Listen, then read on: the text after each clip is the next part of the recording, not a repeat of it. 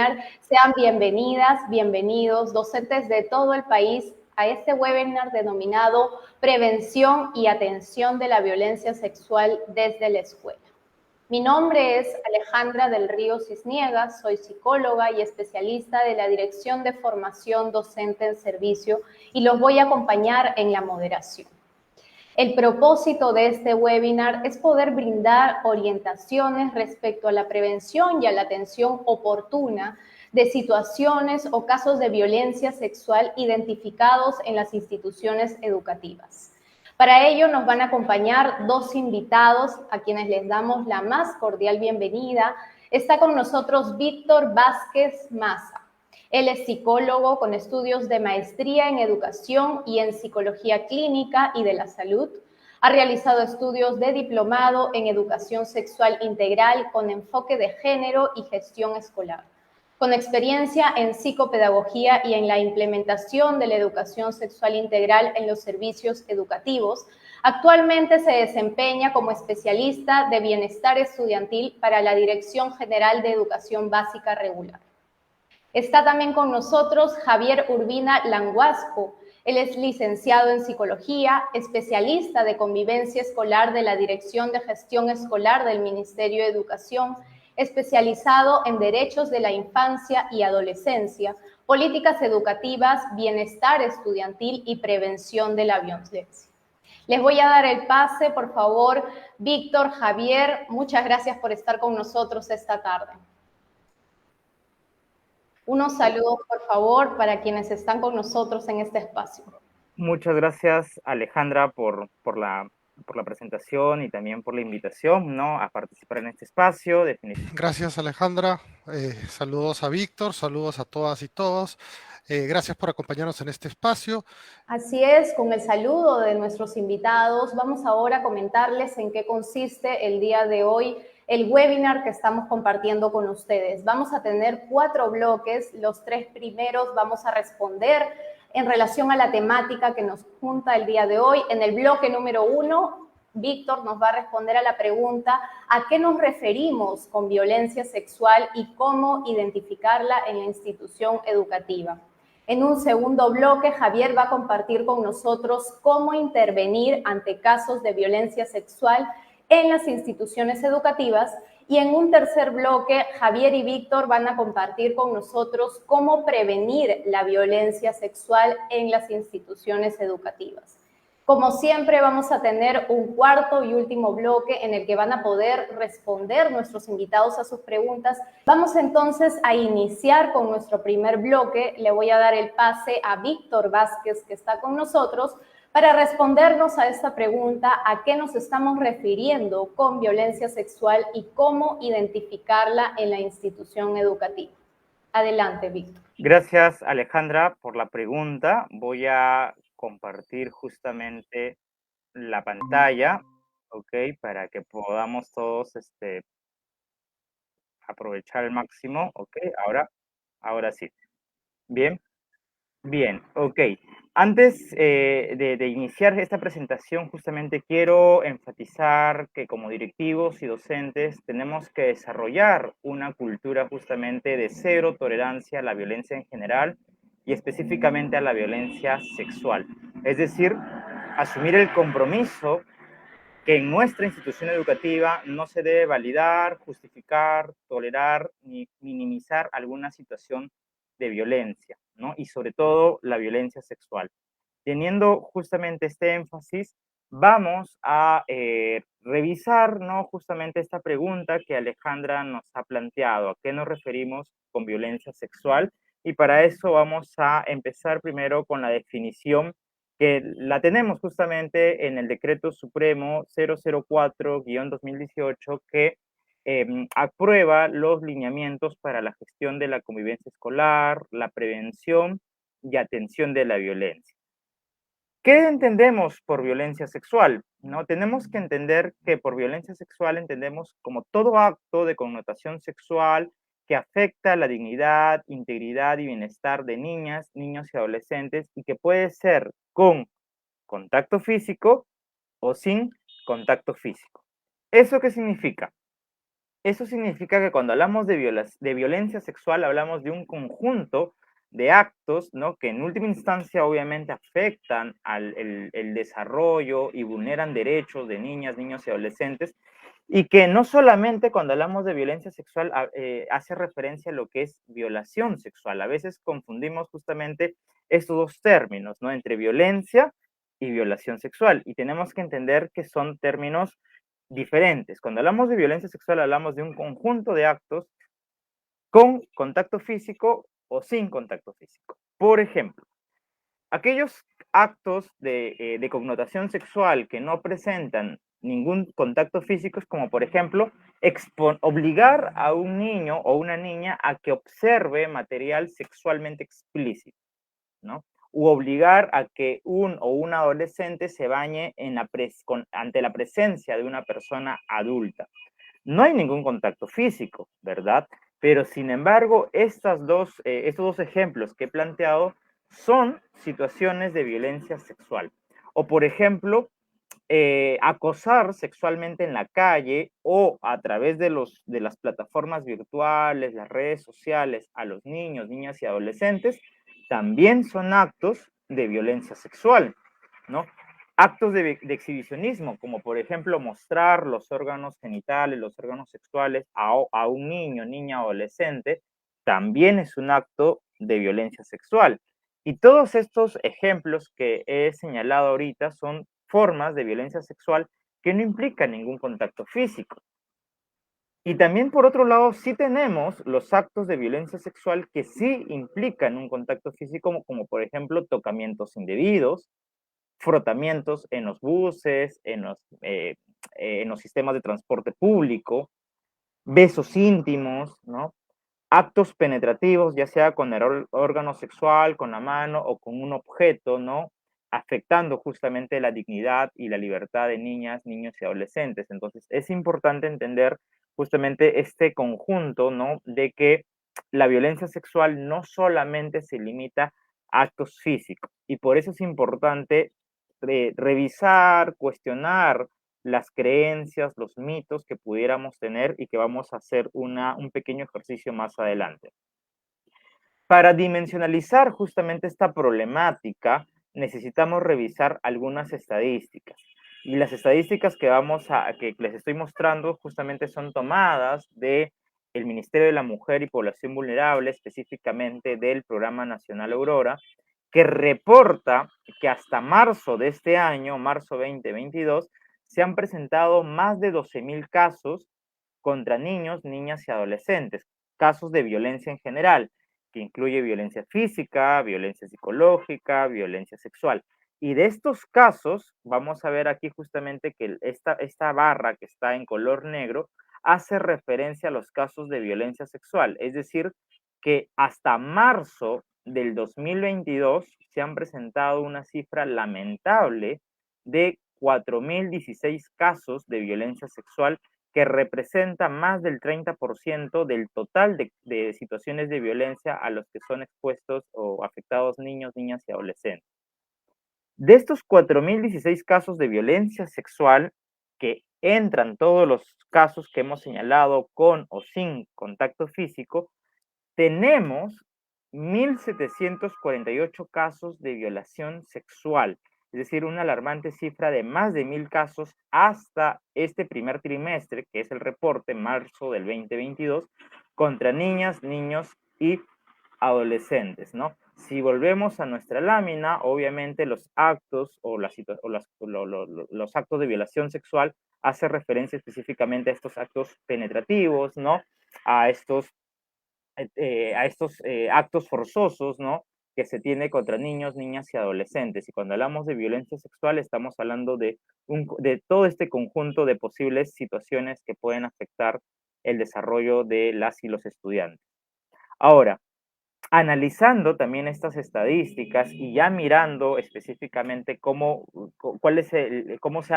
ha afectado a niñas y niños o adolescentes hombres y adolescentes mujeres, se tiene que, según los reportes, más del 90% de casos de violencia sexual se ejercen contra niñas y adolescentes mujeres.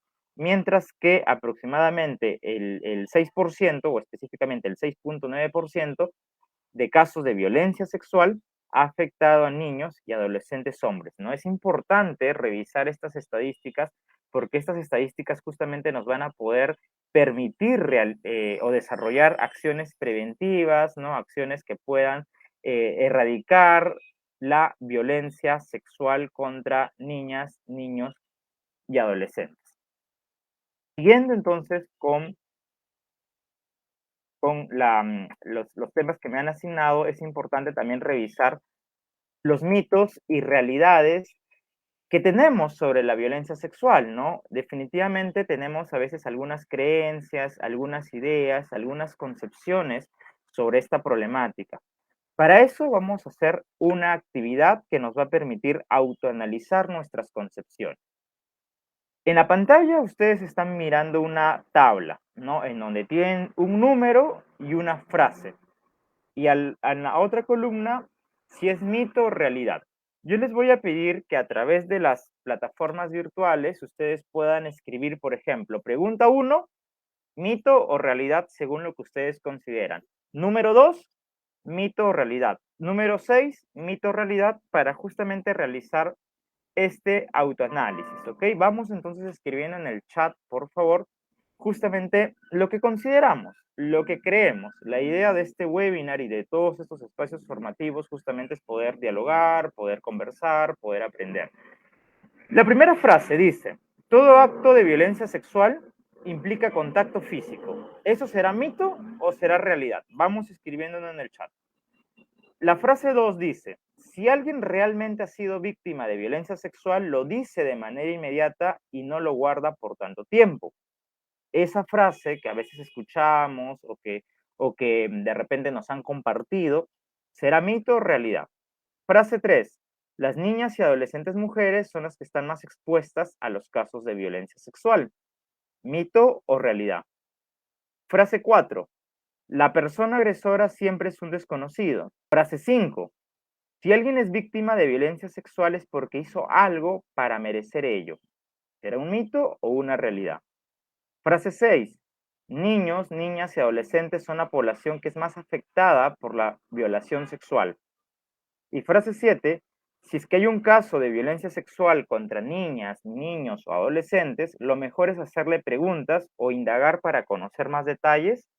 ¿Qué quieren ustedes? A ver, vamos a ir escribiendo nuestras respuestas en los chats y vamos ahora a ir revisando em, las, la información sobre cada una de estas frases. La primera frase, todo acto de violencia sexual implica contacto físico, eso es un mito, es falso. Ya hemos visto justamente a nivel teórico y a nivel de las estadísticas que no todo acto de violencia sexual implica contacto físico. Hay situaciones de violencia sexual, ¿no? Que no lo implica, como por ejemplo, mostrar los genitales a un menor de edad, ¿no? Cuando un adulto muestra los genitales a un menor de edad, es una situación de violencia sexual y no tiene ningún tipo de contacto físico. O cuando se toma fotos a un menor de edad con connotación sexual, también es una forma de violencia sexual. Y hace poco hemos tenido una noticia justamente aquí en Lima, ¿no? Que en uno de los sistemas públicos un presunto agresor estaba tomando justamente fotos, ¿no? A una menor de edad. O cuando se acosa verbalmente, ¿no? A un menor de edad son actos que no tienen contacto físico. 2. Si alguien realmente ha sido víctima de violencia sexual, lo dice de manera inmediata y no lo guarda por tanto tiempo, es un mito. Cada niño, niña o adolescente procesa y afronta la situación de manera particular, ¿no? Habrán personas o habrán niños, niñas y adolescentes que lo comuniquen de manera más inmediata y otras que de acuerdo con su ritmo se tomarán el tiempo necesario para comunicarlo, ¿no? Además, también va a depender del grado de comprensión de la situación, la confianza que se tenga con su familia y si está siendo chantajeado, amenazado o extorsionado por un tercero para callar. Frase 3. Niñas, niños y adolescentes son la población que es más afectada por la violación sexual. Realidad. Las estadísticas nos muestran que del total de situaciones de violación sexual, niños, niñas y adolescentes es el grupo poblacional que más afectados por esta problemática. Frase 4. ¿La persona agresora siempre es un desconocido? Eso es un mito. Muchas de las personas agresoras pueden ser familiares, amistades, vecinos, ¿no? Entonces, no necesariamente es alguien desconocido. Frase 5. Si alguien es víctima de violencia sexual es porque hizo algo para merecer ello, también es un mito. Recordemos que en una situación de violencia sexual y de todo tipo de violencia, la responsabilidad será siempre de la persona agresora, quien invade el espacio personal y privacidad y además vulnera derechos. Frase 6. Niñas, niños y adolescentes son la población que están más expuestas a los casos de violencia sexual, las niñas y adolescentes mujeres. De acuerdo, ¿verdad? Hemos visto cifras en donde niñas y adolescentes son las principales víctimas. Por eso es importante tener intervenciones con el enfoque de igualdad de género, ya que de ese modo aseguramos que todas y todos justamente puedan desarrollarse en un contexto de seguridad y protección. Y la última frase: si es que hay un caso de violencia sexual contra niñas, niños o adolescentes, lo mejor es hacerle preguntas o indagar. Mito.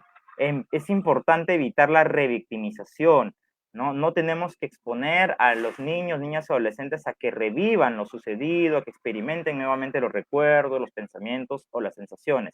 Por ello es importante comunicar a las autoridades respectivas. Bien, para ir terminando esta primera pregunta, vamos a compartir algunas señales de alerta. Y es importante entender que las señales de alerta eh, son indicadores que nos pueden avisar si uno o una estudiante está siendo afectada por la violencia sexual. Una vez que conocemos una señal de alerta, es importante hacer una indagación, una exploración pertinente para justamente determinar si se trata o no, si estamos frente o no a una situación de violencia sexual. ¿Cuáles son esas señales de alerta? Por ejemplo, cambia su estado de ánimo sin razón aparente. Por ejemplo, el niño antes se mostraba risueño, alegre y carismático y ahora está apagado, ensimismado y triste.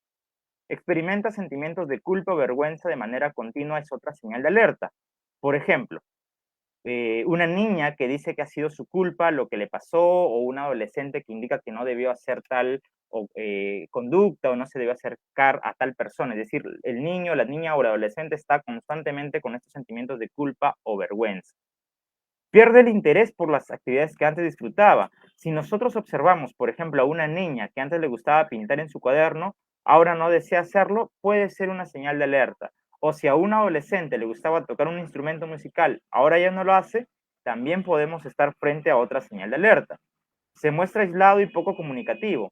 Por ejemplo, cuando se le pregunta a una niña sobre cómo le ha ido en la semana, la niña nos responde solo con monosílabos, sí, no, o nos esquiva la mirada, o prefiere no responder. Otra señal de alerta, por ejemplo, es empieza a manipular sus órganos sexuales en espacios públicos. Por ejemplo, un niño de repente de 8 o 9 años que muestra sus órganos sexuales en el aula o en el patio del colegio, ¿no? Otra señal de alerta es que expresa a través del dibujo, la pintura o juego situaciones inapropiadas para su edad, ¿no? Empieza a dibujar, ¿no? Situaciones de repente con connotación sexual y tiene 5 años, entonces esa es otra señal de alerta. Empieza a emplear un vocabulario o gesto grosero, inadecuado para referirse a aspectos relacionados con la sexualidad. Por ejemplo, un adolescente que en la conversación con sus amigos hace alarde de su virilidad y expresa frases misóginas o violentas para referirse a los aspectos relacionados con la sexualidad. Aquí tenemos otro listado de señales de alerta. Vamos a mencionarlos, ¿no? Ya que estamos un poco con el tiempo. Entonces, por ejemplo, aquí nos hemos quedado en que se muestra irritado o agresivo, con conductas explosivas, ¿no? Puede tener reacciones desmedidas, tiene temor, nerviosismo, se niega rotundamente a que conozcan sus amistades o conversaciones en redes, ¿no? A veces le pedimos de repente el celular, la computadora, y el chico, la chica se muestra con muchos nervios, muy rotundo, muy confrontacional al pedido. Otra señal de alerta es que dice de manera explícita que ha tenido o tiene una vivencia de acoso, chantaje o forzamiento para realizar algo contra su voluntad.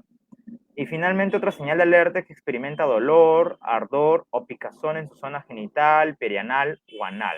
Entonces, aquí tenemos un abanico de señales de alerta que es importante identificarlas, y por eso, y con esto finalizo, que es necesario que desde la práctica docente se puedan identificar estas señales de alerta a través de un recojo de información, aplicando ciertas estrategias o instrumentos como de acuerdo, obviamente, con la etapa de vida, el nivel, el nivel en que se encuentra el estudiante, si está en inicial, primaria, secundaria, y dependiendo de ello podamos recoger la información. Ese recojo de información nos va a poder mostrar cuáles son las necesidades de orientación de niñas, niños y adolescentes desde el inicio del año escolar, con la finalidad de desarrollar acciones ya sean formativas, preventivas, o si identificamos esta situación, estas señales de alerta, hacer las derivaciones respectivas según cada caso. Muy bien, con esto entonces he terminado esta pregunta. Gracias, Alejandra. Gracias, Víctor. Sobre lo que nos has mencionado, es importante entonces aclarar que cuando nos referimos a la violencia sexual, se está haciendo referencia a una serie de acciones que pueden o no involucrar contacto físico. Es decir, los tocamientos, la violación con órgano sexual, con las manos, con cualquier otro objeto, obligar a presenciar pornografía, exhibicionismo y otros actos que nos ha compartido el día de hoy Víctor, también pueden ser denunciados. Pero además, lamentablemente, las cifras que nos acaba de presentar demuestran que tanto los niños, las niñas y los adolescentes son quienes más sufren de este tipo de violencia y hay algunas señales que podemos nosotros identificar para saber que algo no está andando bien y hacer un seguimiento respectivo, como lo que nos ha compartido Víctor en este espacio, ¿no? Por ejemplo, sentimientos de culpa, cambios de ánimo, expresiones inapropiadas a través del juego, a través de los dibujos, manipulación de los órganos sexuales en público, temores, irritabilidad, o que ellos mismos expresen explícitamente algún tipo de acoso o de chantaje por el que están pasando.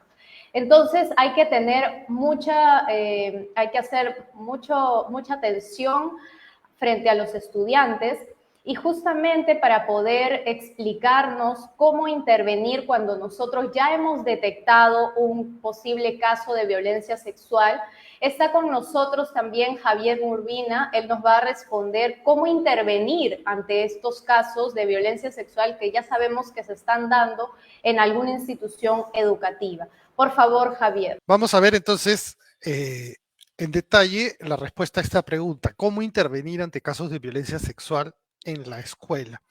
Y vamos a ir paso a paso, porque hay varias cosas que tenemos que considerar previamente, ¿ok? Antes de entrar directamente a la atención de los casos. En primer lugar, tenemos que considerar cuáles son los principios que orientan la atención de la violencia escolar en nuestras escuelas. Nosotros sabemos, y lo voy a explicar en detalle más adelante, que existen unos protocolos, ¿no? Tenemos nuestros protocolos de atención de la violencia, que fueron aprobados con los lineamientos de convivencia, y estos protocolos se basan en estos 6 principios, ¿ok? Entonces, el primer principio que debemos tener claro en toda nuestra atención de violencia, no solo la violencia sexual, sino también física o psicológica, es que nuestra acción tiene que ser de protección y brindar soporte, ¿no? Entonces, nuestras acciones siempre tienen que ser lo más oportuno e inmediato posible para garantizar el cuidado de los afectados, de las víctimas sobre todo, para protegerlas y también para proteger a posibles otras víctimas. Es decir, si identificamos un agresor en nuestra escuela, tenemos que hacer acciones también para proteger al resto de estudiantes que no han sido víctimas aún, ¿no? Pero podrían ser potenciales víctimas. Entonces, tenemos que actuar brindando protección a las víctimas y a las posibles víctimas, y también dando soporte a las personas que han sido afectadas o a los niños, a las niñas que han sido afectados. Otro principio básico es la confidencialidad. El tema de la violencia es muy delicado y afecta de diversas maneras a las personas, y es muy perjudicial, ¿no? Que la información y los detalles sobre las situaciones de violencia y los nombres, ¿no? Y esta información delicada que principalmente la directora, el director o el responsable de convivencia van a manejar al momento de atender los casos, esta información hay que tratar de mantenerla lo más reservada posible, ¿no? Entonces hay que trabajar con la información, con las actas que hagamos, con las anotaciones, con el CICB, con las entrevistas, ¿no? Todo guardando siempre la mayor confidencialidad y actuando con la mayor responsabilidad con la información que recopilamos, ¿no? Incluso dónde la guardan, eso es muy importante, dónde guardan sus folders, ¿no? Si van a estar en la oficina del director, pues en qué parte, de repente con una con llave. Todas esas cosas son importantes porque estamos ahí velando también estamos protegiendo, ¿no? Velando por las víctimas y la información. Otra cosa importante para siempre atender la violencia en nuestras escuelas es tener en cuenta la participación de los estudiantes, ¿no? Que normalmente son las víctimas en estos casos. No por ser una víctima de violencia está impedido de poder expresarse, de poder tomar decisiones o que se le tome en cuenta para la toma de decisiones, ¿no? Entonces, siempre tenemos que saber escuchar y también recoger las decisiones y las opiniones de los estudiantes y de los estudiantes afectados durante una situación de violencia. Otra cosa que vamos a ver bastante en las intervenciones, lo que les voy a explicar son la intervención sistémica. Eso quiere decir que la escuela sola no puede atender eh, eficientemente una situación tan compleja como es la violencia, ¿no? Que tiene muchas variables, tiene muchos factores que la determinan, ¿no? Y necesita a veces personas muy especializadas o profesionales muy especializados en ciertos temas que los docentes no se especializan, temas legales, ¿no? Temas psicológicos, terapéuticos, entonces incluso temas médicos. Por eso es que la violencia siempre tiene que atenderse de manera sistémica, de manera integrada con otros servicios privados y públicos. Entonces la escuela tiene que actuar en red. Vamos a ver en detalle más adelante ese tema. Luego hay que respetar y valorar la diversidad, no todos los casos son iguales, no todas las situaciones son las mismas, no todas las personas reaccionan igual, ¿no? Entonces tenemos que entender esa diferencia en cada uno. Y finalmente, una cosa que tiene que quedar clara en todas nuestras intervenciones es que siempre tenemos que tratar de ser lo más eficaces, oportunos y actuar con la mayor inmediatez posible, ¿no? Frente a la violencia, mientras más nos demoramos, el problema se va agravando, ¿ok? Entonces, estos son los 6 principios que ustedes siempre van a encontrar relacionados a la atención de la violencia escolar y relacionados a los protocolos que manejamos. Entonces, eso es lo primero, ¿no? De todo eso que les he dicho, una de las cosas que más debemos rescatar es el trabajo en red con aliados estratégicos, ¿ya? Porque esto incrementa tanto el alcance como el impacto positivo de las acciones de atención que hagamos. Ustedes tienen que tener en cuenta que si atendemos la violencia solamente en la escuela y sus profesores, ¿no? Eh, a veces primero no vamos a, nosotros no hacemos patrocinio legal, nosotros no hacemos em, digamos, visitas domiciliarias con evaluaciones sociales, nosotros no hacemos eh, terapia psicológica en la escuela, no hacemos atención médica, evidentemente, ¿no?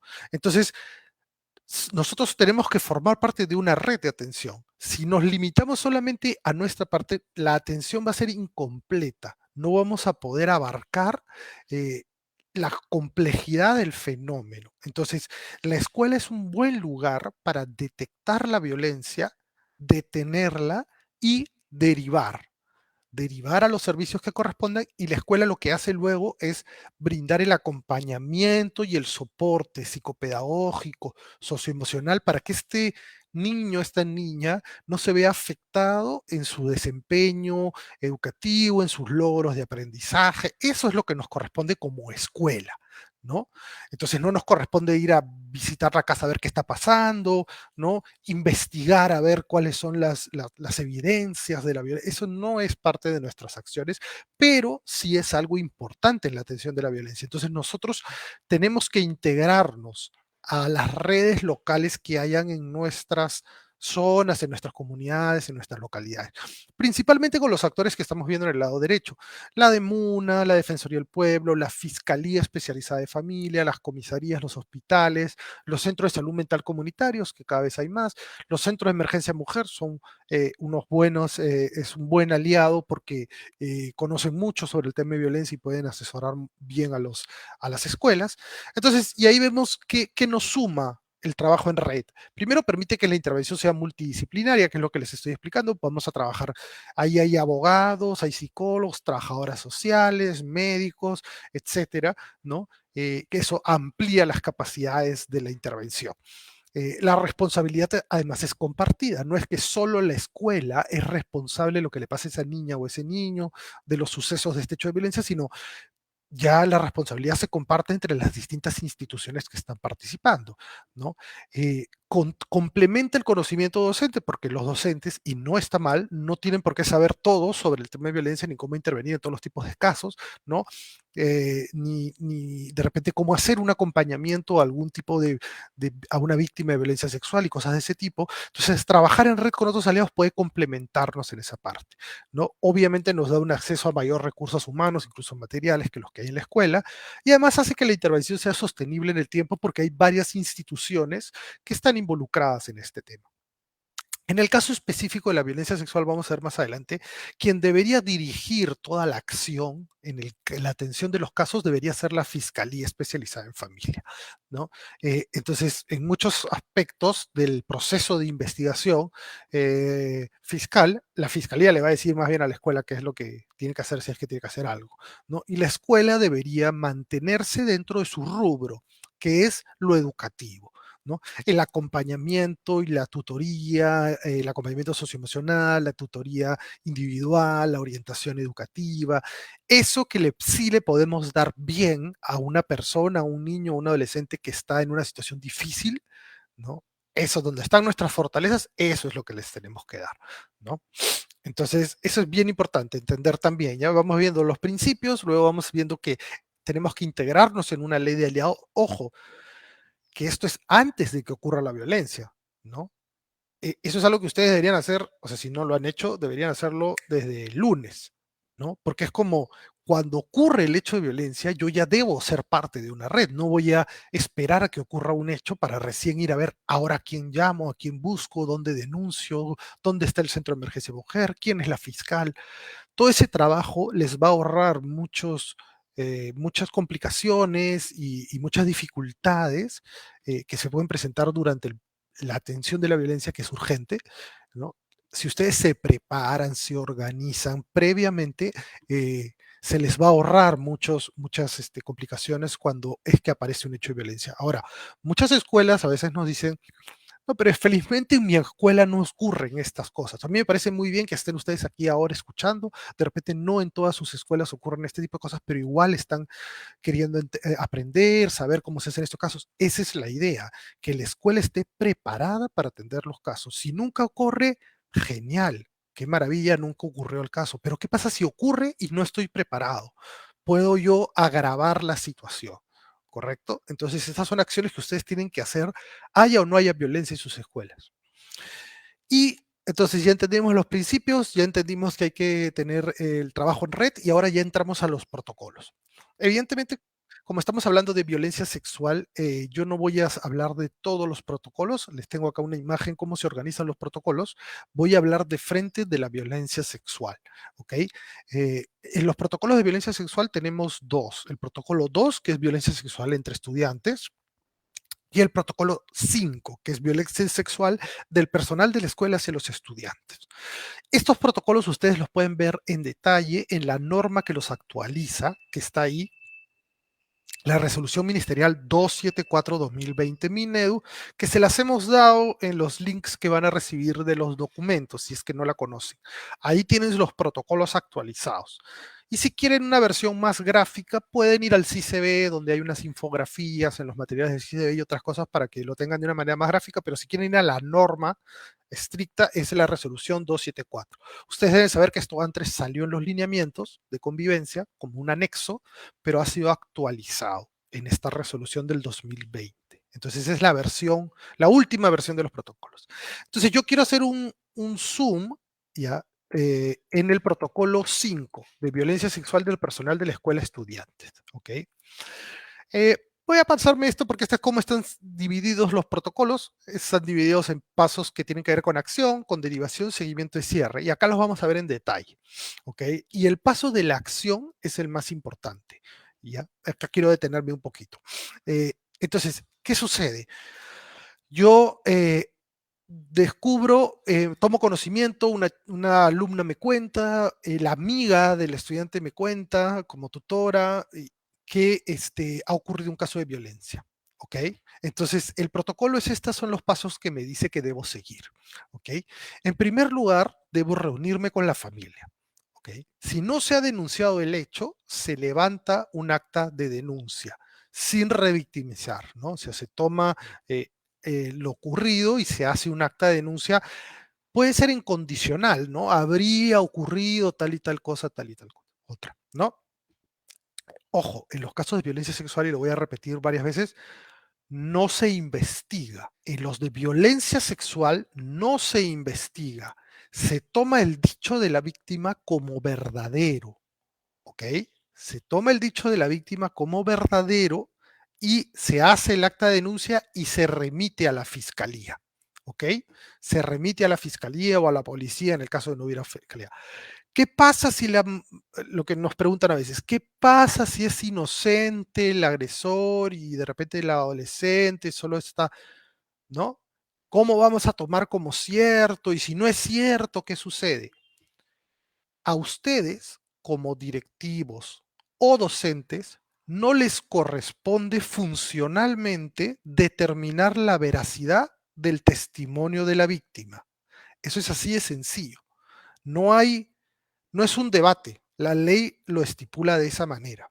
Entonces, quien va a determinar la veracidad del dicho de la víctima es la fiscalía. Entonces, a ustedes, si son docentes, les corresponde informar a su director o a quien su director haya designado como el encargado de estos temas, que normalmente es el responsable de convivencia, ¿no? Y al director, una vez informado, le corresponde reunirse con la familia y denunciar el hecho. Si la familia no quiere denunciar el hecho, no importa. El director tiene la obligación de denunciarlo, quiera la familia o no, quiera la víctima o no, porque el delito de violencia sexual es de acción pública.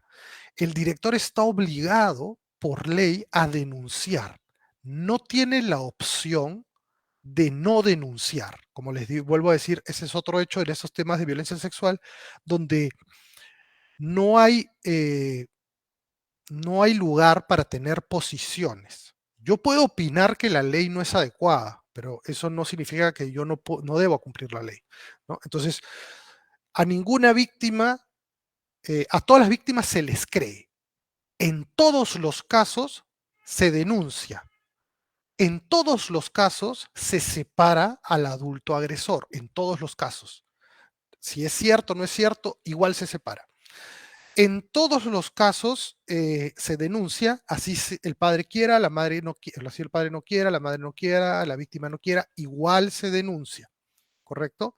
En ninguno de los casos se investiga, nunca jamás se investiga. Ojo, estamos en violencia sexual, ¿ok? Y una última cosa que hay que saber bien, bien, es que los casos de violencia sexual no prescriben. Si yo me entero 3 años después que un docente ha abusado de una de mis estudiantes y ya no trabaja el docente en mi escuela, igual tengo que denunciar, ¿correcto? No me parece que debería ser así. Correcto, está bien, lo entiendo, pero igual tengo que denunciar, porque así es como la ley lo establece.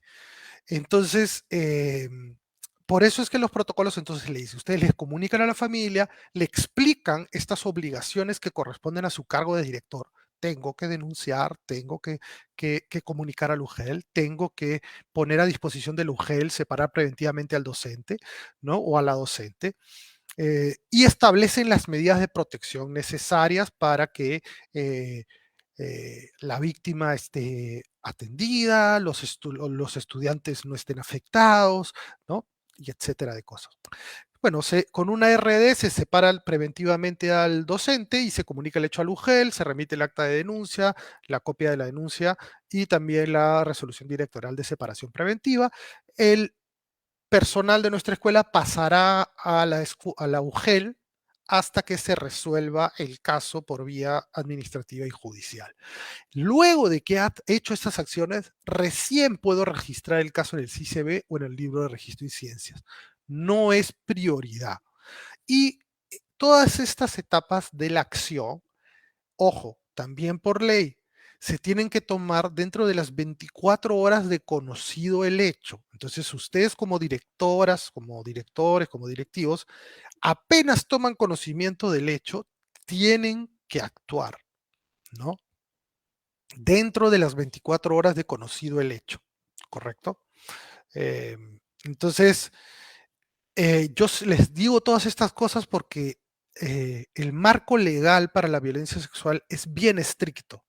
No es igual en la violencia física ni en la violencia psicológica, ¿no? Es muchísimo más estricto en la violencia sexual y bien ha hecho Víctor en indicar que violencia sexual no es igual a violación. Tocamientos, seducción, mensajitos, ¿no? Ni siquiera ustedes, una estudiante puede venir y decir, el profesor de educación física o de arte me está mandando mensajes a mi WhatsApp por las noches. Ustedes no tienen que ver los mensajes de WhatsApp, no tienen que verlos. Es más, el fiscal no va a tomar a bien que ustedes le soliciten a la víctima, a ver, muéstrame esos mensajes. Claro, si la víctima se les quiere mostrar y todo, no hay ningún problema, no es que no los puedan ver, pero no es que ustedes necesitan el ver para creer. No, si la víctima siente que no, los borré, director, los borré porque en ese momento me asustaron y me hicieron sentir muy mal, los borré. No los tengo, no le tengo nada que mostrar. Ah, entonces no puedo, pues no, ustedes denuncian. Ya será la fiscalía quien se encargue de investigar el hecho. ¿Correcto? Por favor, grábense bien eso. Si no les parece esa situación, no les parece justo y todo, son leyes externas, bueno, no tenemos el espacio ni el tiempo para conversar sobre eso, son leyes externas al sistema educativo creadas bajo la idea de proteger la seguridad de los niños. Entonces, la escuela no es el espacio en el ejercicio de la función de directivo, no es el espacio para cuestionar esas leyes, ustedes tienen que cumplirlas o en todo caso el fiscal puede denunciarlos por omisión de denuncia. Y ahí sí los puede denunciar en el fuero penal. Quiero ir cerrando con estas cosas. La derivación, esta parte es más sencilla, ¿no? Se deriva a las entidades que los están apoyando, en este caso normalmente el Centro de Salud y el Centro de Emergencia Mujer, ¿no? Y luego ya en el tiempo se asegura que el estudiante agredido continúe con su educación y se le brinde el acompañamiento socioafectivo y pedagógico, se coordina con la familia para brindar acompañamiento y se realiza el seguimiento de la atención en los otros servicios, si está yendo al psicólogo, al médico, lo que sea, su proceso judicial, etcétera, porque conocer esas cosas nos sirve para apoyar a nuestro estudiante, ¿correcto? Finalmente se cierra el caso cuando ha cesado la violencia, se ha garantizado la protección integral del estudiante, su continuidad educativa y se le está brindando el apoyo pedagógico y el soporte emocional, ¿no? Informar a la familia del cierre del caso y las razones, dejar constancia en un acta. Un tema de violencia sexual normalmente es muy fuerte, afecta mucho a las personas. Entonces, el seguimiento socioafectivo que nosotros hagamos como tutores o como escuela puede tomar varios meses, incluso años. Es un caso que debemos seguir de cerca, ¿no? Pero como les dije en un inicio, mantengámonos dentro de nuestra cancha, de lo que nos corresponde, ¿no? Que es ese acompañamiento socioafectivo y pedagógico para que este estudiante se vea lo menos afectado en su aprendizaje. Eh, yo me he tomado mucho tiempo, pero creo que estas cosas son importantes que ustedes las conozcan. Voy a tomarme un poquito más para explicarles esta partecita, ¿ya? Pero es redundar en algunas cosas que ya dije. Criterios generales para la atención de la violencia sexual. En sus escuelas, ¿qué necesitan? Básico. Tienen que contar con procedimientos que sean claros y conocidos por todo el personal. ¿Qué procedimientos? Los protocolos. Sus protocolos no solo háganselos de conocimiento a todos sus docentes, sino también establezcan sus rutas internas. Si el docente identifica un caso de violencia, ¿a quién le comunica? ¿A quién le cuenta? ¿A quién le dice? ¿No? ¿Quién es el que reporta los casos? ¿Qué se hace? Estas cosas que están aprendiendo hoy día acá, si son directivos, directivas, o tienen ustedes que decirle a sus directivos, oye, es así, tenemos que tener esto claro para que si algo ocurre, sepamos qué hacer. Deben contar con un responsable de convivencia. Eso es lo que en los lineamientos dicen que es la persona que debe liderar el proceso de atención de la violencia. Cuando ocurre una situación de violencia por parte del personal de la escuela, el director tiene la responsabilidad de comunicar el hecho al UGEL y a cualquier otra autoridad competente. Eso es lo que ya les dije. Cuando se detectan situaciones o indicios de violencia sexual, es responsabilidad del personal de la escuela informar de inmediato al director para que se realice la denuncia que corresponda. Eso está en el artículo 15 de la ley 30364. Todo profesional de la educación tiene la obligación de denunciar un hecho de violencia del que tome conocimiento, haya ocurrido fuera de la escuela, dentro de la escuela, en la calle, donde sea. Ustedes tienen que denunciar por ley. Y el procedimiento que se recomienda es que lo canalicen a su director o a quien el director haya nombrado, que posiblemente pueda ser el responsable de convivencia. No guarden silencio sobre los hechos de violencia que conocen. Finalmente, con esto cierro, criterios generales para atención de la violencia, pero en el tema de protección.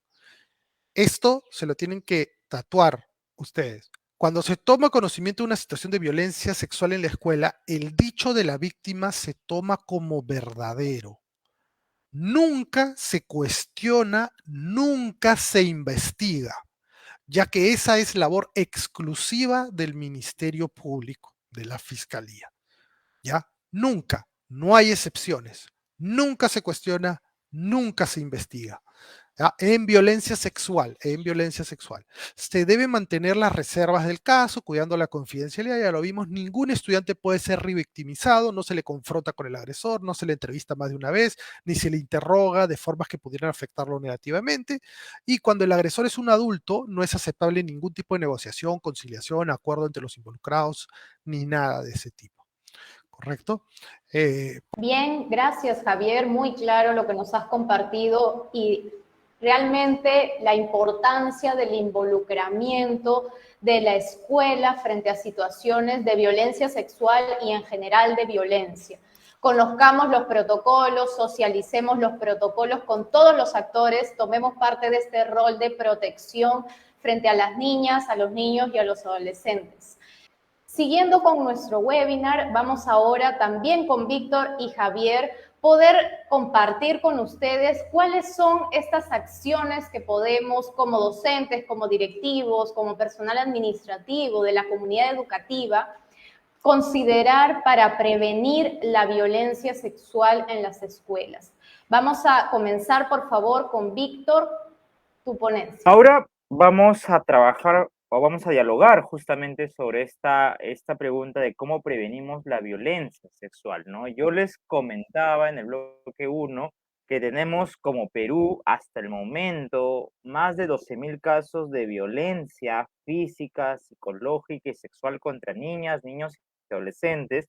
Tenemos más de 4.000 casos de violencia sexual. Miren la cantidad de casos que tenemos en enero, febrero y marzo del 2022.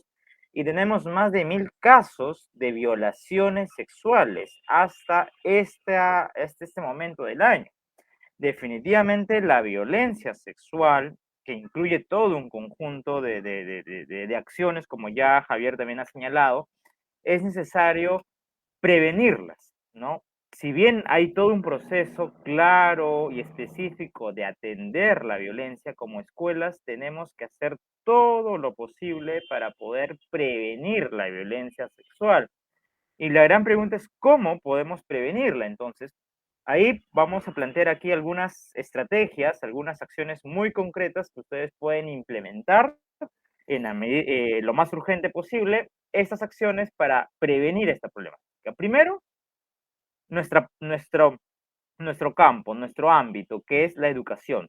Desde ese modo, nosotros podemos desarrollar proyectos de aprendizaje, experiencias, talleres que apunten de manera directa a prevenir la violencia sexual en particular. ¿Eso qué significa? Significa que yo trabaje, por ejemplo, con niñas y niños el autocuidado de su cuerpo, el reconocimiento de su cuerpo, el reconocer cuáles son las partes privadas, las partes íntimas, el cómo solicitar ayuda cuando sienten que alguien invade su espacio personal, invade su privacidad, ¿no? O siente que están afectando su dignidad y que conozcan también qué hacer, ¿no? Estas rutas de atención, estas rutas de actuación, a dónde poder comunicarlo. Entonces, es necesario desarrollar acciones bien específicas para poder justamente desarrollar habilidades, capacidades en las y los estudiantes para que puedan prevenir la violencia. También es importante, por ejemplo, promover la igualdad entre hombres y mujeres,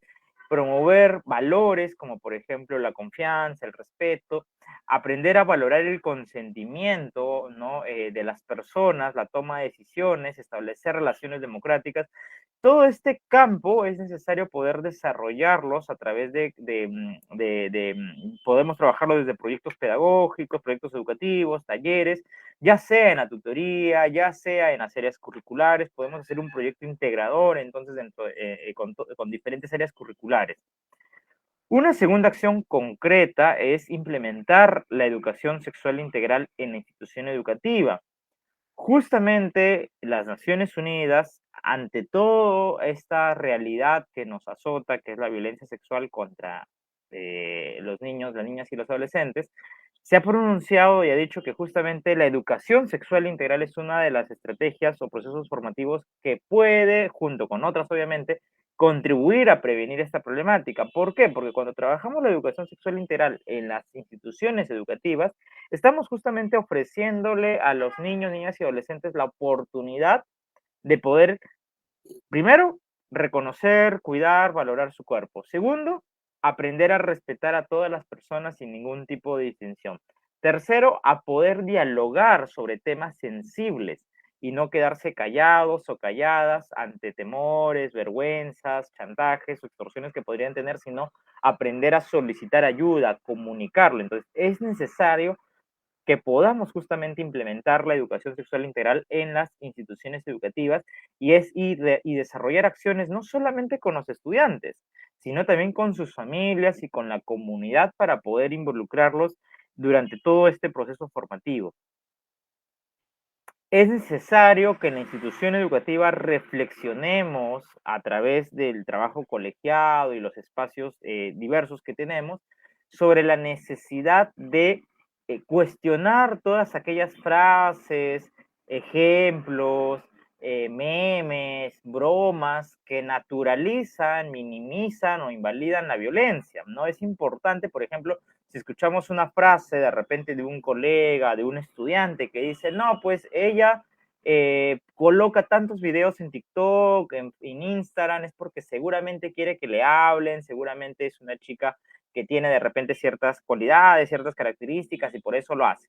Entonces ahí necesitamos nosotros intervenir de manera adecuada, pertinente, promover esta orientación permanente justamente para generar la reflexión y que se identifiquen estos estereotipos, se identifiquen estas creencias, estos mitos, ¿no? Entonces es necesario desarrollar esta reflexión y también es importante, a partir de esa reflexión, generar acciones de prevención que estén institucionalizadas, es decir, que estén en los instrumentos de gestión y que no solamente sean iniciativas o sean solamente buenas prácticas de repente de algunos docentes, sino que sea la institución educativa la que le hace frente a la violencia sexual, implementando acciones concretas, ¿no? En las diferentes estrategias que se tienen para prevenir esta problemática, incorporando a docentes, a personal administrativo, a estudiantes, a familias, ¿no? Es decir, tener una cultura de cero tolerancia a la violencia. No podemos justificar, no podemos minimizar, no debemos validar, naturalizar las situaciones de violencia, porque le estamos abriendo filas para que la violencia pueda seguir. Entonces tenemos que tener una postura determinante. Bromas, frases, ejemplos tienen que ser cuestionados, reflexionados, ¿no? Analizados para generar nuevas formas de relacionamiento en escuela. Recordemos que nuestras instituciones educativas, todas nuestras instituciones educativas justamente implementan el Currículo Nacional de Educación Básica y este currículo tiene enfoques transversales, siendo uno de ellos el enfoque de igualdad de género, ¿no? ¿Y por qué es importante el enfoque de igualdad de género justamente para prevenir la violencia sexual? porque como ya lo hemos visto en las estadísticas, estamos viendo justamente los elementos que sustentan la violencia. Muchos de ellos son mitos, estereotipos de género, normas sociales, creencias que justifican, ¿no? Que justifican estas situaciones. Entonces, es necesario transversalizar el enfoque de igualdad de género en todas las acciones que realizamos, junto con otros enfoques, claro está, el enfoque intercultural, el enfoque de derechos, para que de ese modo nuestra práctica docente pueda reflejar los valores de justicia, de dignidad, ¿no? De empatía, de igualdad, y que podamos justamente a partir de estas actitudes y valores de ser referentes para los estudiantes y sus familias. Y de ese modo, si ellos o ellas sienten o conocen alguna situación de violencia, tengan la confianza para comentarnos, porque saben que nosotros podemos escucharlos, somos sensibles a lo que nos están contando y no vamos de repente a minimizarlo. Es decir, imaginemos que un estudiante venga y nos diga, profesor, profesora, no, mire, eh, tal vecino me ha escrito esto, ¿no? Unas frases subidas de tono, me ha mandado estos videos o estas fotos a través del inbox. Y si nosotros de repente minimizamos, ya, pero no es para tanto, o de repente tú qué le has dicho, de repente qué le dijiste tú, qué han estado conversando, estamos minimizando la situación y obviamente no estamos generando una posibilidad de prevenir o de atender esta situación en caso ya se esté generando. Es importante desarrollar esta sensibilidad a estas situaciones, ¿no? Y definitivamente que alguien cuente lo que le está pasando ya nos está demostrando justamente que por lo menos está teniendo cierta confianza con nosotros y tenemos que responder a esa confianza, ¿no? Haciendo las derivaciones o activando los protocolos respectivos.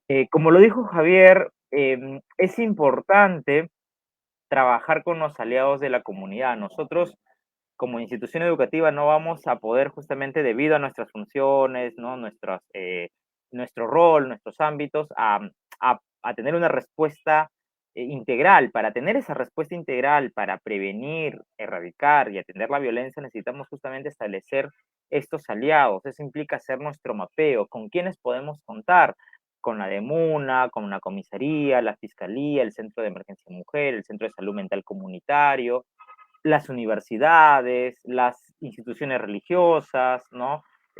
Clubes culturales de repente, es decir, todos estos aliados nos pueden ayudar no solamente al momento en que estamos atendiendo la violencia, sino también pueden ayudarnos a prevenir, porque de ese modo nosotros podemos hacer una feria informativa, podemos hacer una campaña en un parque, en una loza deportiva, en el patio del colegio. También podemos hacer una campaña virtual ahora que ya hemos aprendido, hemos reconocido la importancia de las TICs, entonces podríamos trabajar campañas virtuales, podemos trabajar movilizaciones desde el arte, el deporte, la cultura, ¿no? Entonces es necesario justamente trabajar con todos los aliados y que todas las instituciones de la comunidad puedan hacer, primero, mostrar que hay una cero tolerancia a la violencia, es decir, en esta comunidad, en esta escuela, no se minimiza, no se justifica, no se valida, no se tolera la violencia. Y dos, estamos demostrándole justamente a la familia, a los estudiantes, a la comunidad, situaciones para prevenir. Y termino con una última estrategia que es promover la participación estudiantil.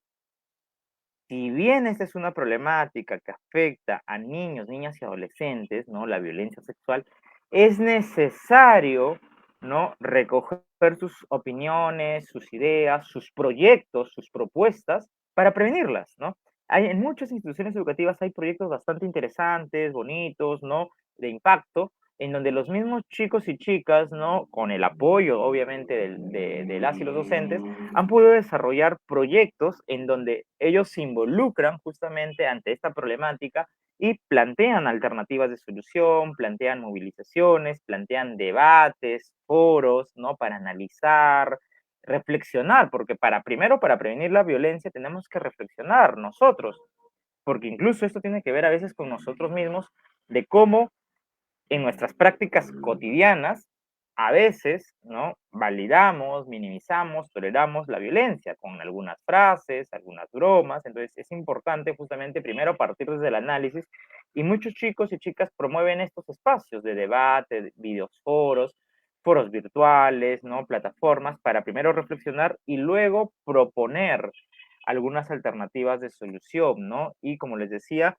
sus propuestas, por lo menos de las que yo he podido acompañar, ¿no? Y en algún momento me han compartido, van desde pasacalles, activaciones, incluso algunas escuelas han presentado proyectos de ordenanza municipal a sus gobiernos locales para generar alguna propuesta normativa. Y eso es bastante interesante porque ahí estamos fortaleciendo el ejercicio de la ciudadanía.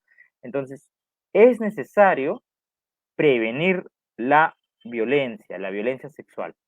Y para finalizar este espacio, ¿no? Nuevamente quiero enfatizar que como directivos y docentes tenemos que desarrollar una cultura de cero tolerancia a la violencia.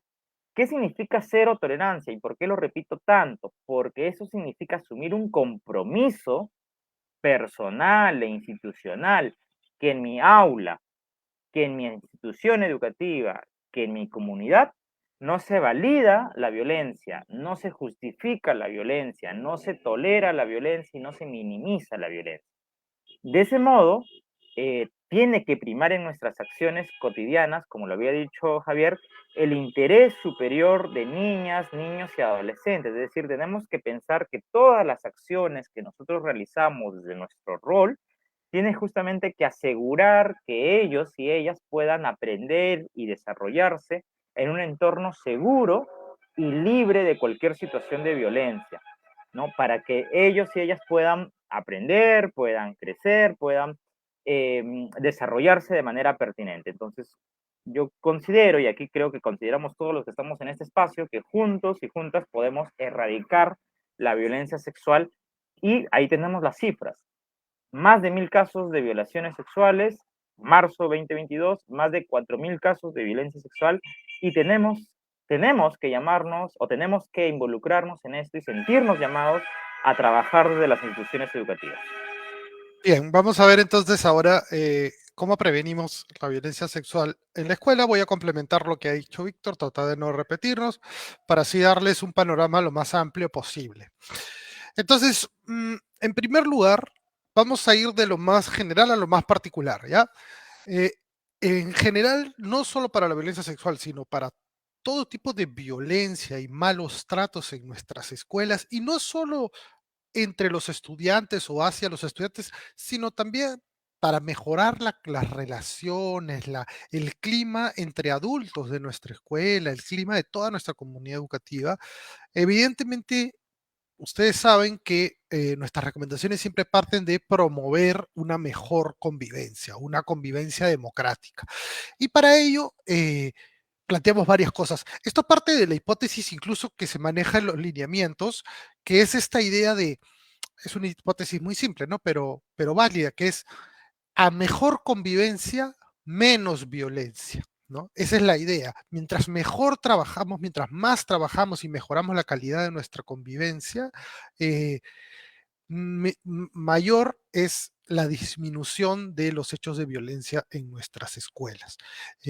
Lamentablemente, atender los casos de violencia cuando ya han ocurrido es algo que es importante y urgente de hacer, pero eso no disminuye la violencia o aporta muy poco a la disminución de la violencia, que muchas veces es un fenómeno social que está afectado por la calidad de nuestras relaciones.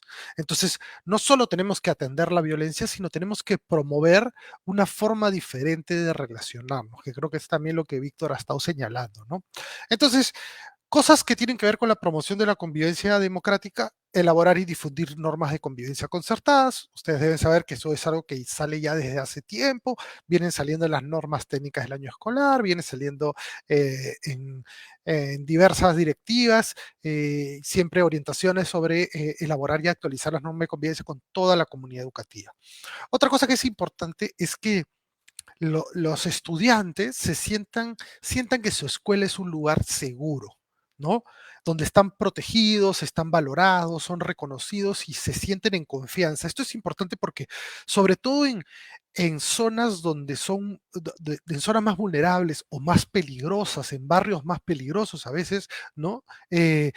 Las escuelas que funcionan como espacios de protección, como un oasis, si quieren, en una zona muy peligrosa, son un soporte muy bueno para las niñas, niños y adolescentes que se están desarrollando y formando, porque les ofrecen otra cara, ¿no? A la vida que muchas veces pueden experimentar en sus hogares, o en sus barrios, o en sus zonas, ¿no? Entonces, y además eso le abre las puertas a que ellos tengan confianza en ustedes y les puedan contar ciertas cosas, ¿no? Si no tenemos una buena relación con nuestros estudiantes, si nuestros estudiantes no se sienten en confianza con nosotros, eh, no va a ser fácil que se abran, que nos cuenten, si es que no solo están en peligro de violencia sexual, sino de repente otros riesgos, otros peligros, otras preocupaciones.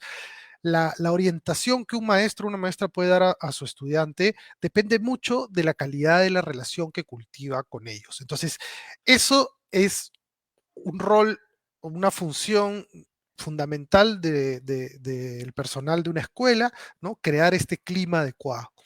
Luego hay que fomentar una disciplina con enfoque de derechos, sin violencia ni humillaciones, ¿no? Ya dejemos atrás la violencia, los golpes, el chicotazo o, el grito humillante, ¿no? La discriminación, el castigo, porque todo ese tipo de cosas generan justamente una cultura de violencia en nuestra escuela.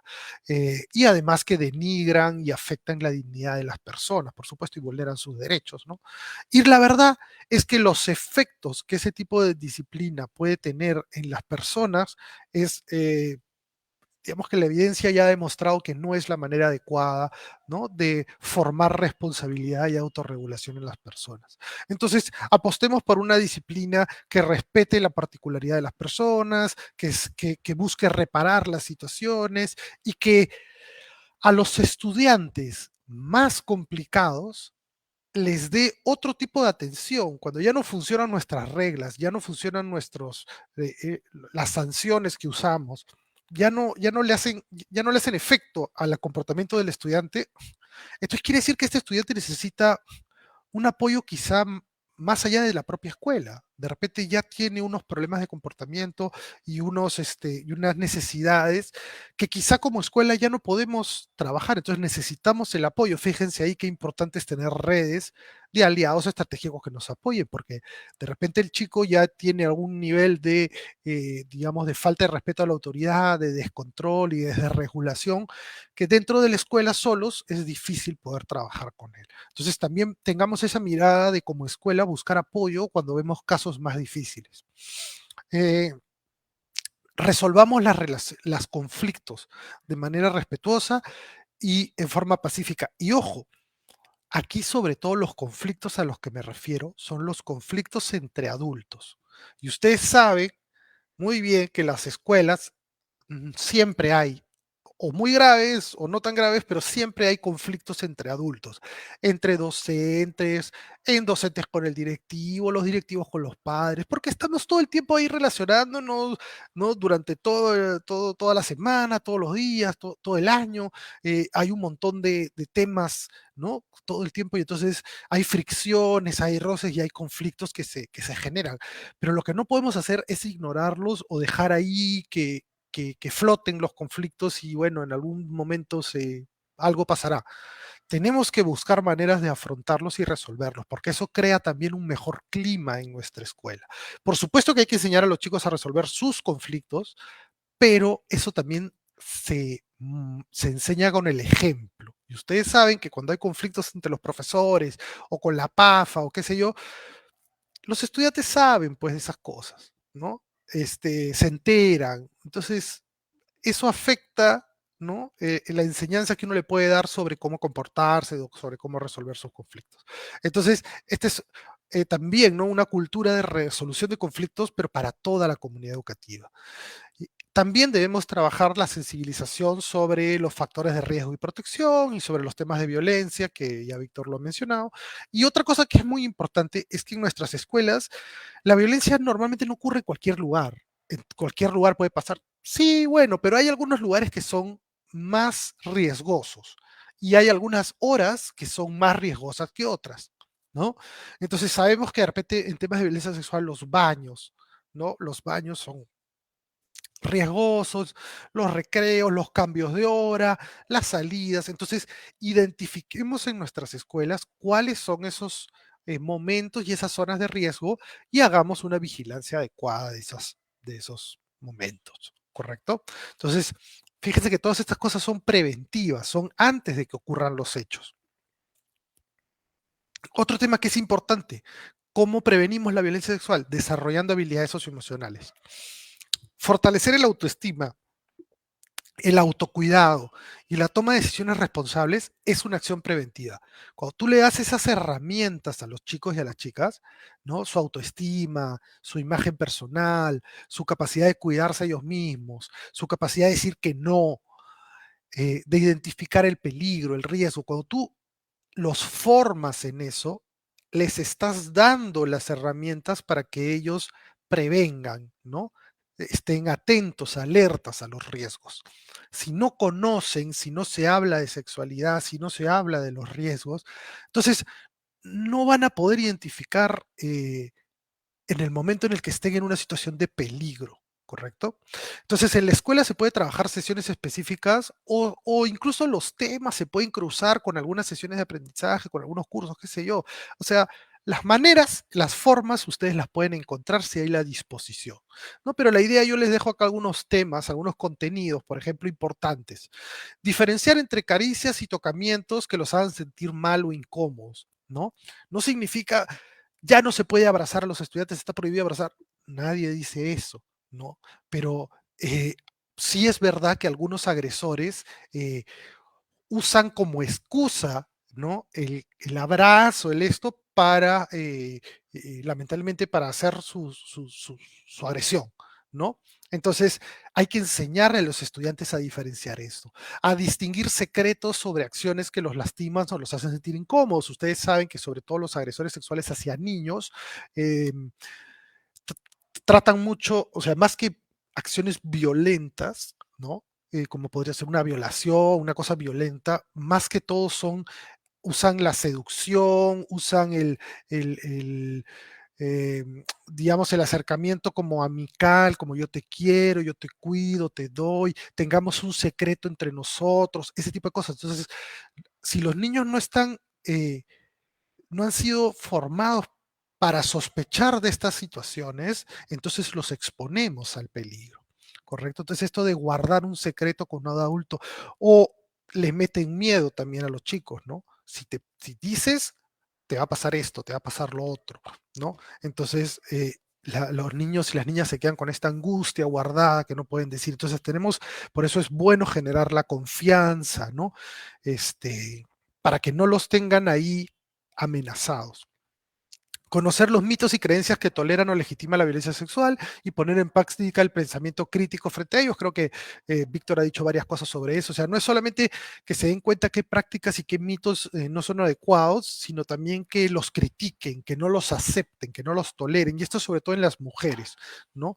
Eh, Identificar las diversas formas de violencia sexual, incluida la trata de personas, o sea, hay que explicarles, ¿no? Claro, siempre adaptándolo a la edad, ¿no?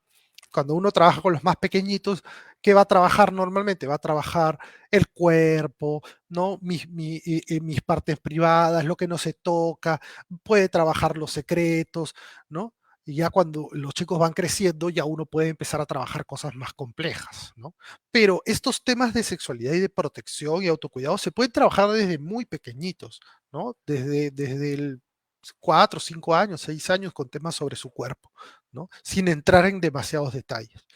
Eh, bueno, hay que enseñarles a identificar el peligro, sobre todo en las redes sociales, que ahora vemos que caen también por los temas de las redes sociales, confían muy rápido.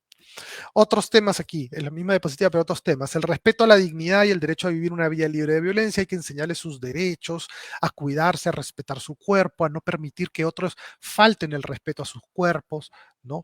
Y en eso también el modelo que da el profesor y la profesora es muy importante. Por eso no estamos diciéndole gordo, diciéndola flaca, la no sé qué, o sea, ¿me entienden? Marcando las cosas negativas en el cuerpo de las personas, porque lo que queremos es que los chicos acepten sus cuerpos y los respeten y los hagan respetar.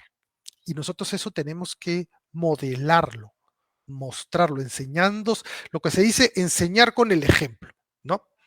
Identificar situaciones que los pueden poner en riesgo de violencia sexual. Bueno, identificar personas de su entorno a quien puedes acudir en caso de necesites ayuda, ¿no? Esa es una labor sobre todo de las tutoras y los tutores. Aprender cómo pedir ayuda, identificar redes sociales de apoyo, ¿no? A quienes pueden recurrir en su comunidad, conocer y respetar las partes privadas del propio cuerpo. Entonces, miren, ahí son un montón de temas. Todos esos temas que no son muy complejos, ¿no? Se pueden trabajar de distintas maneras y todos esos ayudan a fortalecer las habilidades socioemocionales que hacen que los chicos se puedan proteger también ellos mismos. Luego, no nos olvidamos, es muy importante fortalecer las capacidades del personal de la escuela también, ¿no? Y miren, me voy a saltear al punto 4 primero, miren el punto 4, ¿ya?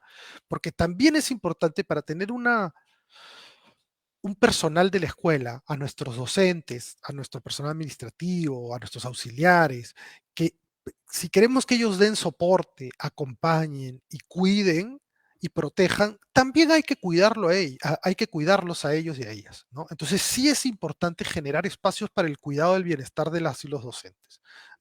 Acá está puesto docentes, pero en realidad para todos, ¿no? Los de la comunidad educativa. Tenemos la impresión de que en este retorno a la presencialidad hay ahora una mayor sensibilidad por las necesidades del bienestar de los docentes, más de lo que ha habido antes, de repente. Quizá no como uno quisiera idealmente, pero creo que hay un progreso y eso hay que mantenerlo, ¿no? Porque cuidar el bienestar de nuestro personal es fundamental para que ese personal a su vez pueda cuidar el bienestar de nuestros estudiantes y de las familias. Entonces, eso sobre todo para los directivos y si hay aquí responsables de convivencia también. Los responsables de convivencia no solo se preocupan por los estudiantes, se preocupan por los docentes, los auxiliares, por el personal de la escuela, ¿no?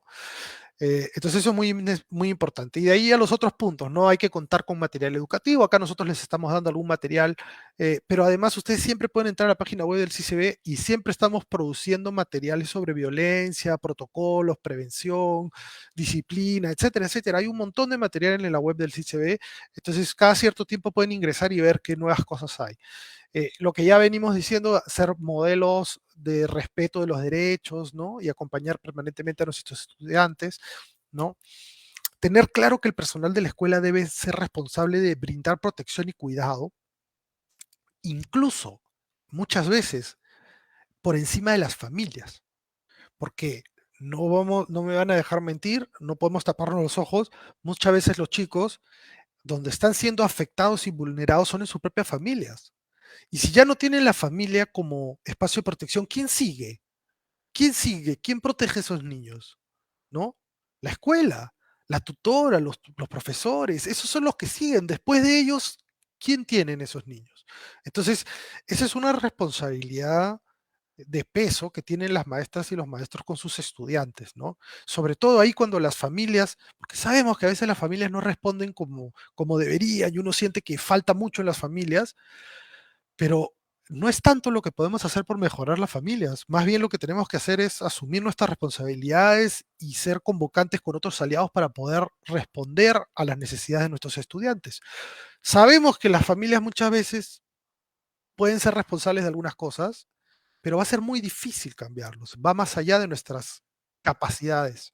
Entonces, eh, está bien que seamos críticos con la familia, pero también asumamos que eso supone que tengamos un rol muy activo en la protección de los estudiantes. Es la realidad que nos ha tocado vivir en muchos casos. Bueno, y por último, con los docentes también es importante trabajar temas de violencia sexual, ¿no? Como estamos haciendo ahorita con este tema, ¿no? Causas, consecuencias, situaciones. Y en este sentido, la red de aliados es muy importante. Por ejemplo, se puede invitar en una semana de gestión, en una cosa así, se puede invitar al psicólogo del Centro de Emergencia Mujer para que les hable. Ya en este momento no hemos podido nosotros, con el tiempo que tenemos, detallar demasiado minuciosamente todas las características, ¿no? Las causas, consecuencias, pero el psicólogo del Centro de Emergencia Mujer o de la de MUNA puede visitar, o la fiscal de repente quieren saber más de la parte legal, ¿no? Quieren saber más de la parte social, puede ir la trabajadora social, Entonces, hay formas de capacitar al personal de la escuela. Si queremos que ellos sean soporte y acompañamiento y tengan ojo para identificar las situaciones, hay que capacitarlos también. ¿No? Porque ningún docente es formado en estos temas de violencia, porque no es, pues, si no es el tema, ¿no? Uno es formado en pedagogía, ¿no? En didáctica, en esas cosas, pero no es formado en estos temas. Pero bueno, es parte de las cosas que tenemos que lidiar, entonces la capacitación al personal es importante. Hay que involucrar a las familias dentro de lo que se pueda. Sabemos que siempre es un desafío, que no siempre contamos con la participación tanto como quisiéramos, ¿no? Aquí hay que pensar si la metodología que estamos usando con las familias es la más adecuada o no, ¿no?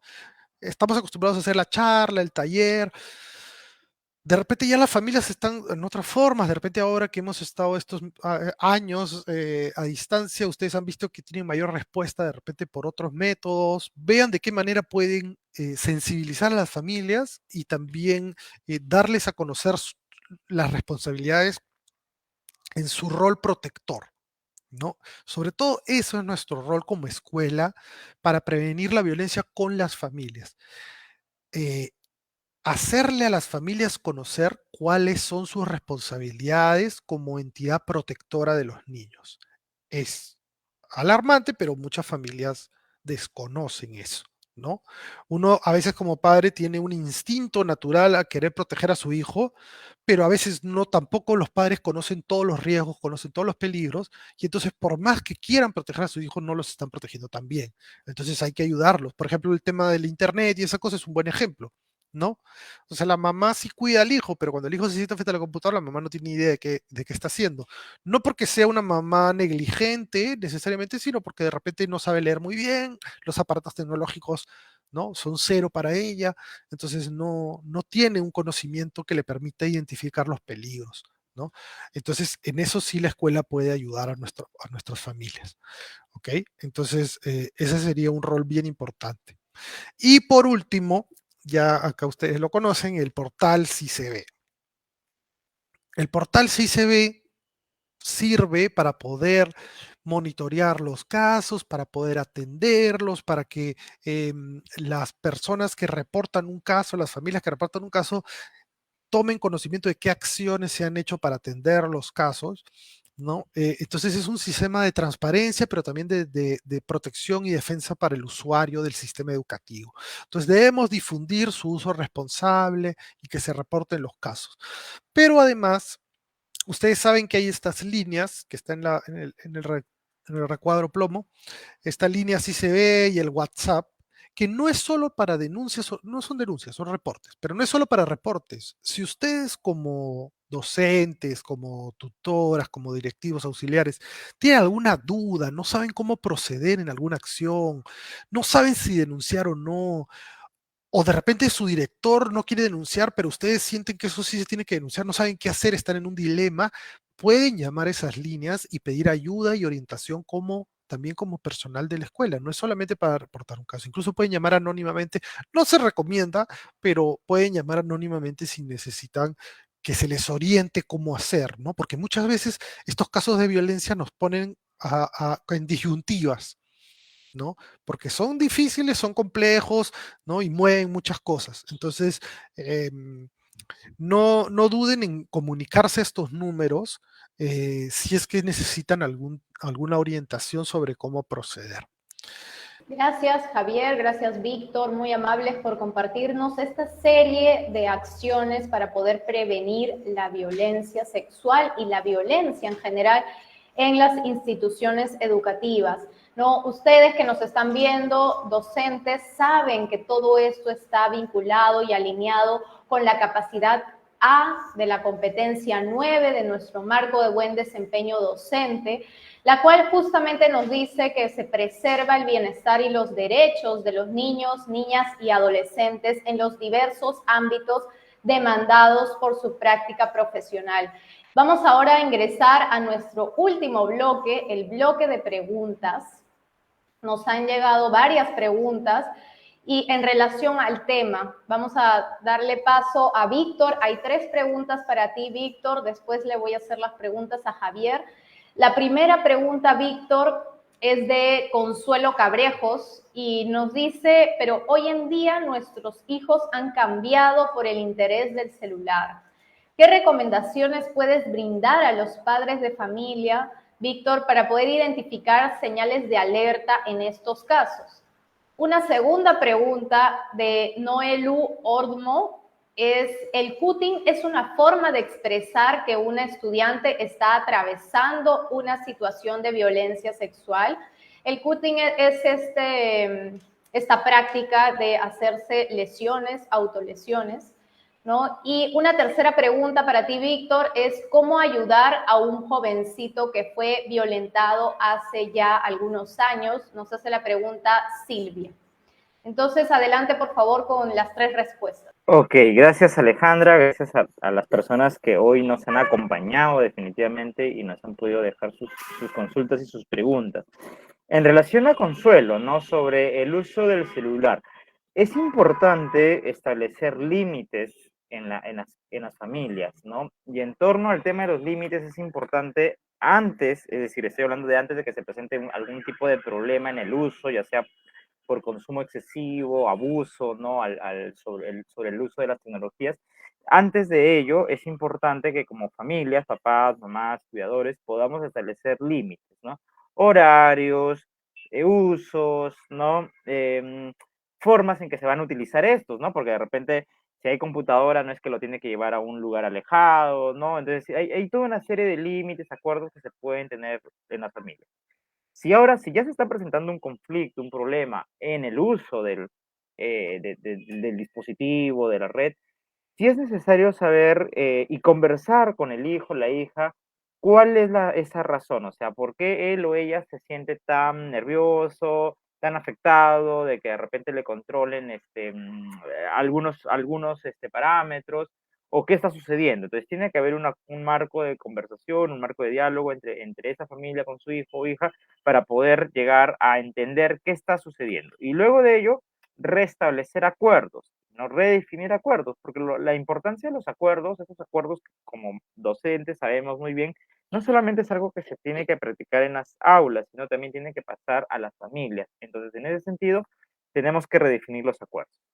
En relación a la segunda pregunta de nuestra compañera Noeli, ¿no? Noeli sobre cutting, sí, el cutting, es decir, toda situación que puede afectar el bienestar, la integridad, la salud del estudiante, puede ser considerada una señal de alerta, definitivamente. Las señales de alerta, ¿qué son? Las señales de alerta voy a hacer una metáfora, es como tengo un síntoma, ¿no? Me siento caliente. Yo no sé por qué me siento caliente, puedo ser porque de repente estoy haciendo un proceso de infección, una fiebre, algo, pero esa calentura es un síntoma de algo. De repente hay una infección estomacal, una infección respiratoria, una infección cutánea, es decir, algo está pasando, ¿verdad? El cutting va a ser lo mismo, es decir, son señales de alerta que nos tienen que justamente prender nuestros foquitos para decir algo está sucediendo. Y sí, detrás de esas autolesiones podríamos encontrar situaciones de violencia sexual. Entonces sí podríamos señalar que el cutting podría ser una más de las señales de alerta que he presentado en la diapositiva anterior. Y finalmente, en relación a la última pregunta, ¿qué podemos hacer o cómo podemos ayudar a un adolescente o una adolescente que nos ha contado que ha sido víctima de violencia sexual? Primero, tener un enfoque de resiliencia. Ya tenemos que cambiar nuestra mirada de pobrecito, ¿no? ¿Qué le pasó? No, sino tener un enfoque de resiliencia, ¿no?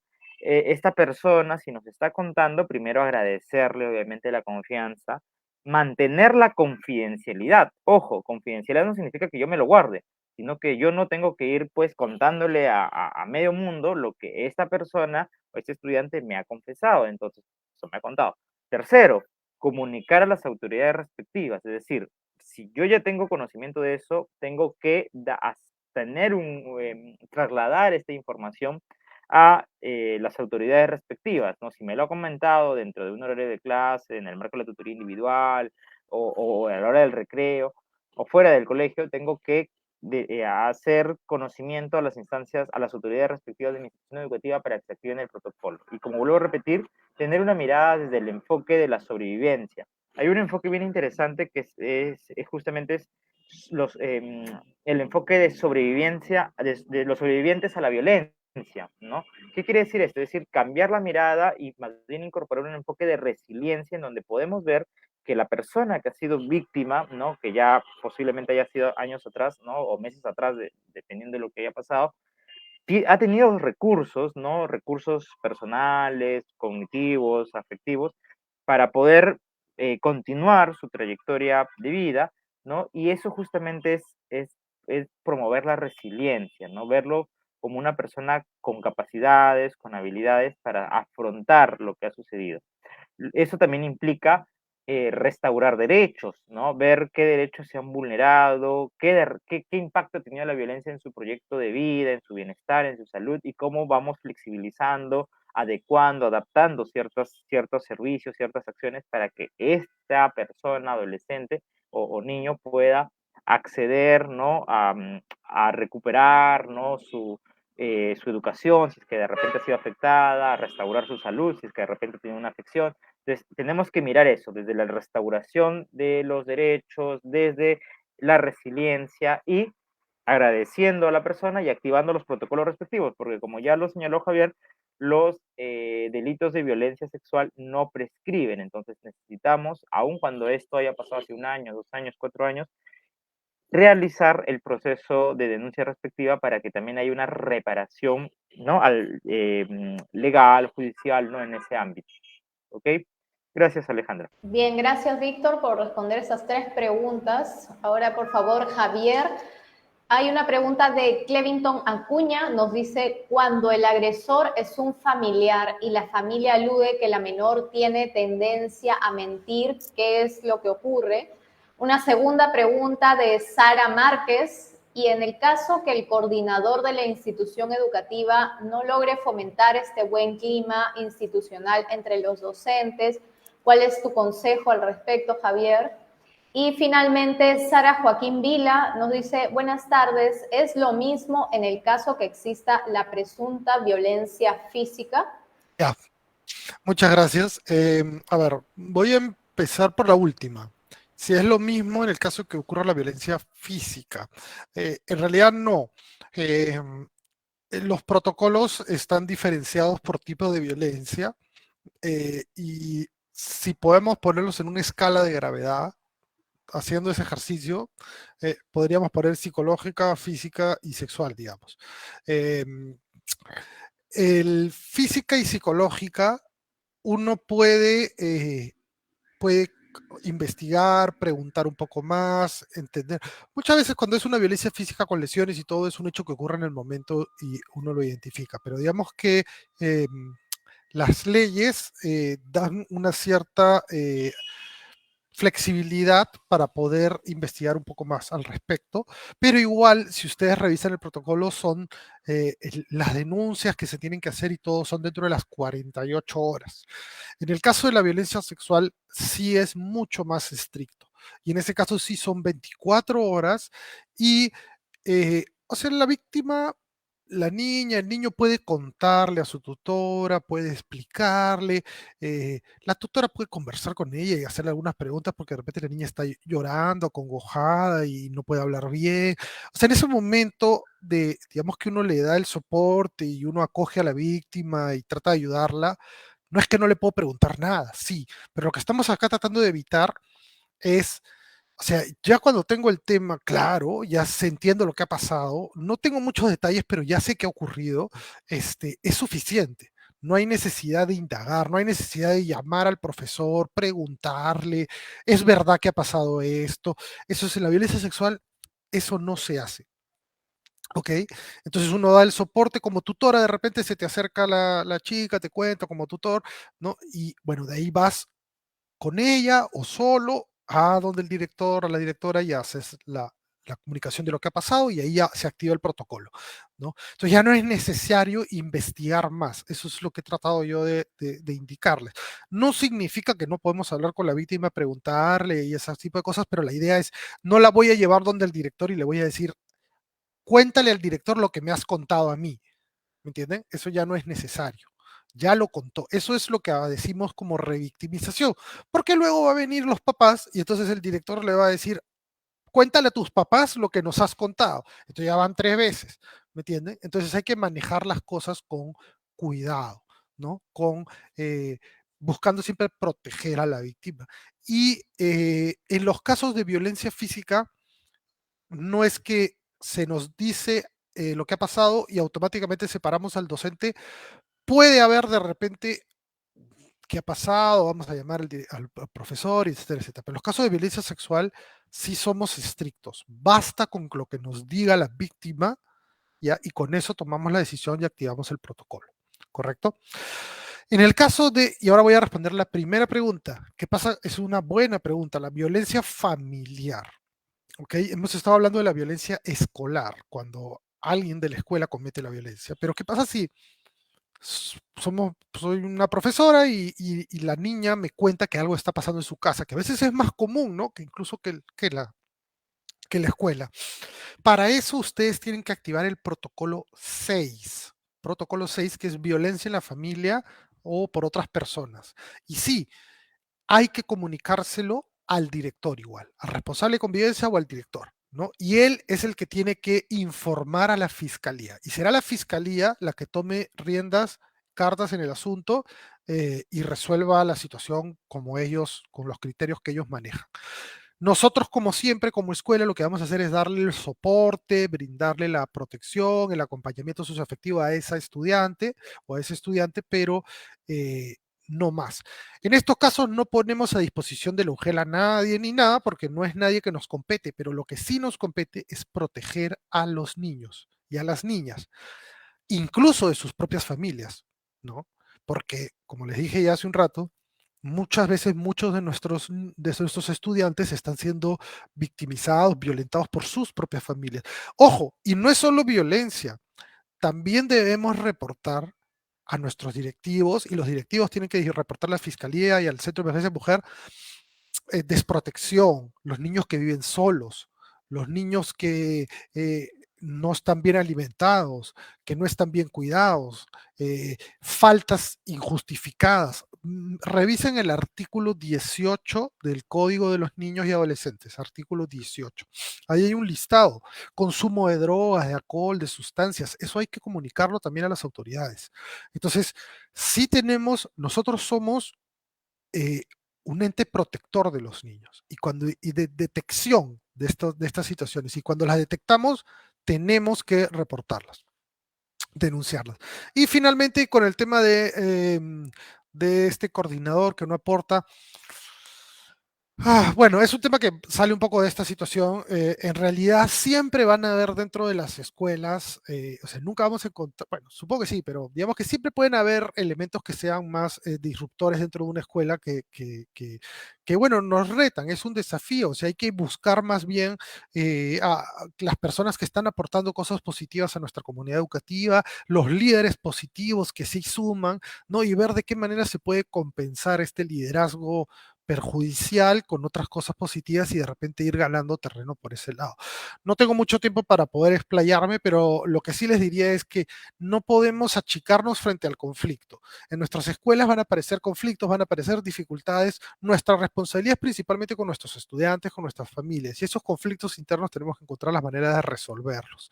¿Ok? Entonces hay que buscar los aliados dentro de nuestra escuela, nuestros líderes positivos, que no solamente en nuestras escuelas no solamente tenemos como líder al director, tenemos papás, mamás líderes, tenemos estudiantes líderes, tenemos docentes, profesoras que destacan, que siempre son muy activas, que son, ¿no? Muy protagonistas. Entonces, busquemos esas sinergias positivas y con eso compensemos estas dificultades o esas debilidades que podemos encontrar. Gracias, Javier. Nos han respondido tanto Víctor como Javier todas sus inquietudes, han resuelto algunas de sus dudas también.